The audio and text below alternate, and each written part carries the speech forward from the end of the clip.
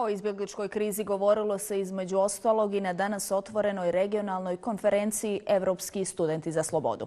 Cilj je dijalog o aktuelnim temama poput reformske agende u Bosni i Hercegovini, izgradnji zidova na graničnim zemljama zbog dolaska izbjeglica te genetski modificiranoj hrani. Na ovaj način ističe se važnost slobode pojedinaca. Studenti su imali priliku čuti i razgovarati o ekonomskim i društvenim pitanjima važnim za Bosnu i Hercegovinu i zemlje u okruženju. Nažalost, svjedočimo u stvari, da krenemo od Europe pa regiona, da su lične slobode pojedinca ugrožene, slobode kretanja prije svega. Vidite sada situaciju sa zatvaranjem granica, građenjem zidova. SFL, odnosno studenti za slobodu, su prvi reagovali u stvari na navedeno, a s druge strane svjedoci smo u stvari u Bosni i Hercegovini svakodnevno da se narušavaju osnovne slobode pojedinca.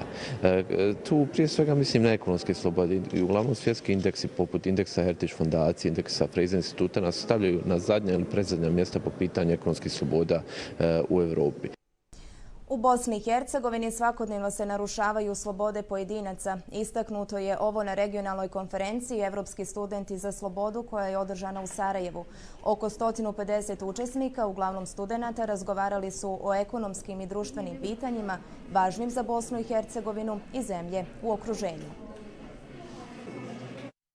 SFL konferencija je zaista jedinstven događaj za Bosnu i Hercegovinu. Zašto? Zato što u stvari ovo je događaj koji okuplja mlade ljude prvenstveno, ali i ostale građane Bosne i Hercegovine, da se na jedan dan bave idejama slobode.